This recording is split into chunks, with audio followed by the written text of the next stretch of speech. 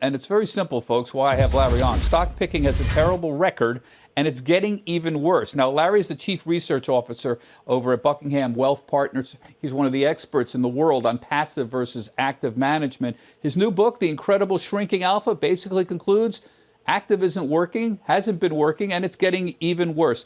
Larry, your key finding is that stock picking is bad and it's getting worse. I said it a couple times. Why can't active management outperform? Can you make it just simple for us? Yeah. First of all, active certainly can outperform. It's that it's highly unlikely to do so, as the research shows. And there are a couple of simple reasons. One, the markets are pretty efficient.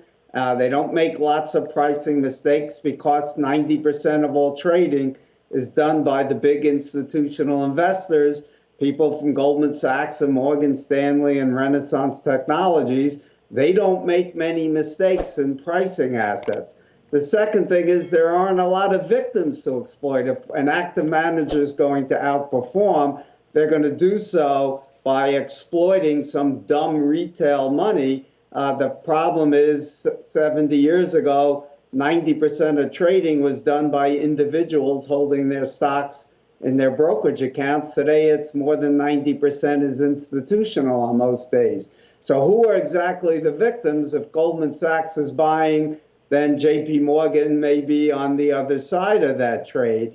And the last is the competition's just getting so much tougher because the people who run money today at these big institutions are all PhDs in the top MBA programs, or world-class scientists or mathematicians. Yeah, it's really quite remarkable, the numbers. You know, S&P does a study on this every year, as you know. The last one they did, 85% of large cap managers underperform their benchmark after 10 years, and 92% underperform after 15 years. That's a pretty poor long-term track records. But everybody always brings up Peter Lynch and Warren Buffett and their ability to outperform. There are a few superstar managers. What was their secret? Or is it now not possible to be a Warren Buffett anymore? Yeah, they certainly had a secret sauce, and what has happened is the academics have basically reverse engineered it, trying to identify what there are common traits or characteristics of stocks that these superstar investors, say from Graham and Doddsville, would buy. And they found out that they bought high quality stocks that also had relatively low PEs, which you can do in a systematic way, which is what many ETFs do, so that it can be replicated. In fact, all the funds my firm invests in the same types of stocks that Buffett bought. Doesn't take anything away from their great success. They figured it out 50 years before the academics. But everyone can access these types of funds or stocks today. It seems like your point about Buffett is that he discovered an investment style, what we call factors today, that worked a long time ago, and he discovered it maybe as earlier than most other people, Graham, Dodd, of course, and Buffett, and that is value sort of combined with quality. We call these factors today, and I think your point is they were brilliant in discovering this, but anybody can replicate that today. It seems like being the first to that strategy is what matters. Is that correct? And are there any other strategies that have been successful that academic research has uncovered besides the value and the quality factor or metric? This has been the big problem for active management, is academic research continues to advance our understanding of how these great managers were delivering alpha, and then it gets converted into beta, Bob. So now we have in the literature over 400 factors that have been identified, which is why my colleague Andy Burkett and I wrote a book, Your Complete Guide to Factor-Based Investing, to help investors manage their way through this factor zoo. And we narrowed that down to just 5 equity factors. So we have not only quality and value, but there is a size premium, a market beta premium, which Dave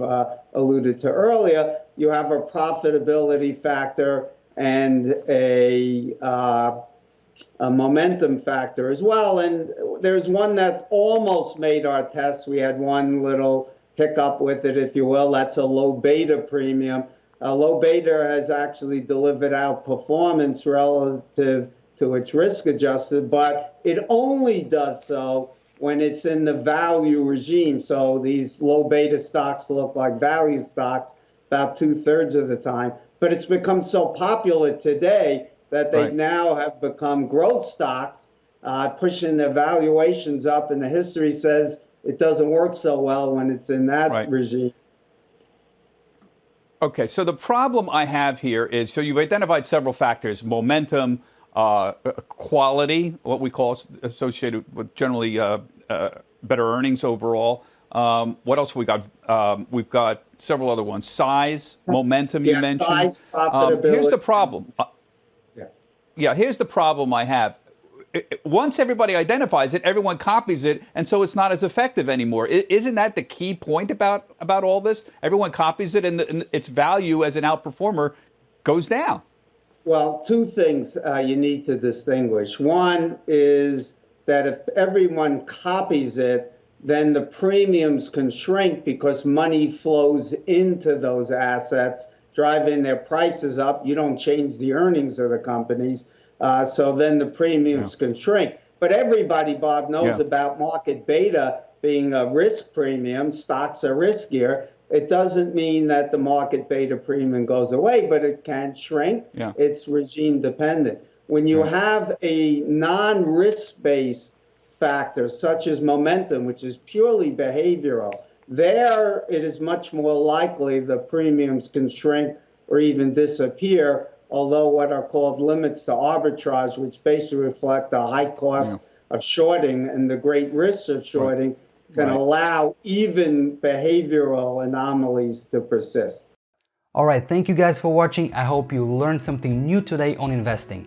If you enjoyed the video, make sure to destroy the like button, and as usual, if I missed anything, drop it down in the comment section below. And if you're new here, please subscribe for more videos and real investing advice. Check out some of my other videos from my investing playlist where I talk about the most important topics and teach you what to do. So, until next time, stay the course and keep investing on a regular basis.